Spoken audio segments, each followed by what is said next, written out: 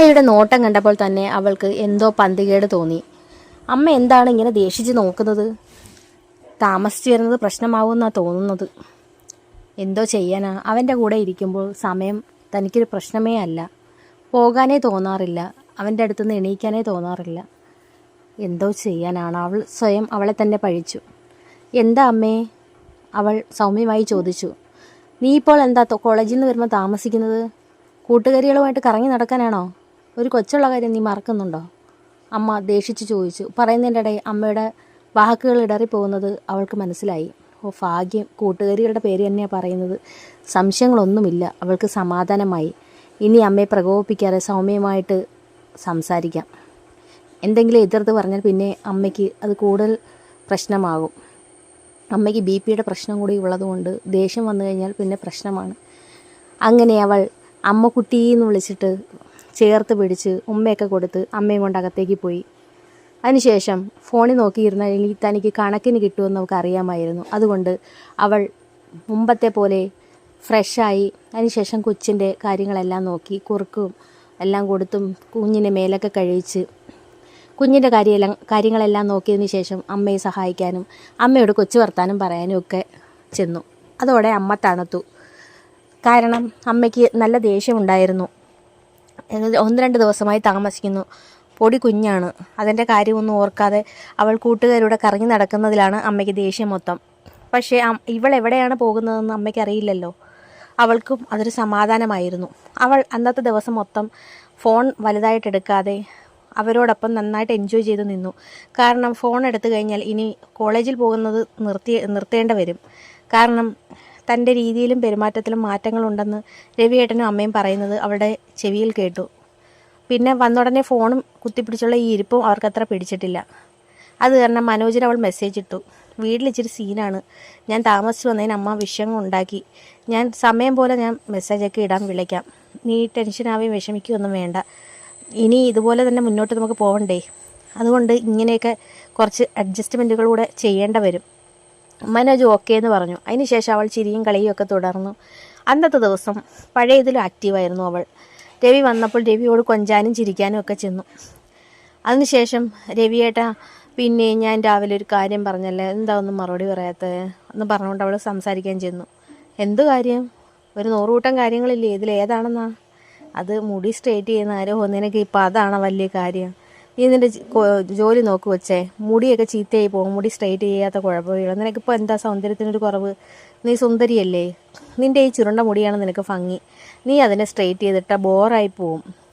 ഒരു കുഴപ്പമില്ല. എൻ്റെ കൂട്ടുകാരികളൊക്കെ പറഞ്ഞു നന്നായിട്ട് നല്ല ഭംഗിയായിരിക്കുമെന്ന് എൻ്റെ മുഖത്തിന്. മാത്രമല്ല എൻ്റെ ഏറ്റവും വലിയൊരു ആഗ്രഹവും കൂടിയാണത്. നിനക്ക് ഈ ആഗ്രഹങ്ങളൊന്നും നീ മുമ്പൊന്നും പറഞ്ഞിട്ടില്ലല്ലോ, ഇപ്പോഴാണല്ലോ നിനക്ക് ഈ ആഗ്രഹങ്ങളൊക്കെ വന്നത്, അവൻ തമാശയ്ക്ക് പറഞ്ഞു. പിന്നെ ആഗ്രഹങ്ങളൊക്കെ എപ്പോഴും പറഞ്ഞുകൊണ്ട് കിടക്കാൻ പറ്റുമോ? അപ്പോൾ വരുമ്പം അത് പറയും. അപ്പോൾ സാധിച്ചു തരേണ്ടത് ഭർത്താവിൻ്റെ ഉത്തരവാദിത്വമോ? അവൾ കൊഞ്ചിക്കൊണ്ട് പറഞ്ഞു. നമുക്ക് ആലോചിക്കാം, നോക്കട്ടെ, അടുത്ത ഞായറാഴ്ച നമുക്ക് പോവാം. അവത് പറഞ്ഞതും അവനെ കെട്ടിപ്പിടിച്ചപ്പോൾ വെച്ച് എൻ്റെ പൊന്ന് രവിയേട്ടൻ എന്ന് പറഞ്ഞു. ഇനി രവിയേട്ടന് എന്താണ് വേണ്ടത് കുടിക്കാനും കഴിക്കാനും ഒക്കെ? നീ എന്നെ കൂടുതൽ പതപ്പിക്കൊന്നും വേണ്ട, എനിക്ക് മനസ്സിലായി. ഒരു മുടി സ്ട്രെയിറ്റ് ചെയ്യാൻ സമ്മതിച്ചതിൻ്റെ സന്തോഷം. ഈ പെണ്ണിൻ്റെ ഒരു കാര്യം, കോളേജിൽ പോയി പെണ്ണങ്ങ് ചീത്തയായി. കുറേ കൂട്ടുകാരികളും ഉണ്ട്. അവളെ ഒരു കൂട്ടുകാരികൾ കാണട്ടെ, ഞാൻ കൊടുക്കുന്നുണ്ട് കണക്കിന്, അവൻ തമാശയ്ക്ക് പറഞ്ഞു. അവളും ചിരിച്ചു. അതിനുശേഷം രണ്ടുപേരും കൊച്ചിനെ കൊഞ്ചിച്ചുകൊണ്ടേയിരുന്നു കുറച്ച് നേരം. കുട്ടിക്കളിയും കാര്യങ്ങളും എല്ലാം ആയിട്ട് പിന്നെ അവൾ റീൽസൊക്കെ നോക്കി ഓരോ റീൽസൊക്കെ രവിയെ കാണിച്ചു. അവൻ്റെ മനസ്സന്നേരം ഒന്ന് തണുത്തു. അവൾ ഇടയ്ക്ക് 2 ദിവസം ഡൗൺ ആയിട്ടിരുന്നപ്പോൾ അവന് നല്ല ടെൻഷൻ ഉണ്ടായിരുന്നു. ഭാഗ്യം ആ പ്രശ്നം ഇപ്പോൾ കാണുന്നില്ല. അവന് മനസ്സിൽ സമാധാനം വന്നു. അവൾ എപ്പോഴും ഓക്കെ ആയിട്ടിരിക്കണം, അതാണ് തനിക്ക് വേണ്ടത്. അത് കാരണം അവളുടെ മുടി സ്ട്രെയിറ്റ് ചെയ്യുന്ന ആഗ്രഹം സാധിപ്പിച്ചു കൊടുക്കണം അവൻ മനസ്സിൽ ഉറപ്പിച്ചു. ഒരു പക്ഷേ ഇനി അതിൻ്റെ പേരിൽ ഇനി പിണങ്ങിയിരുന്ന് അതിൻ്റെ ആവശ്യമില്ല.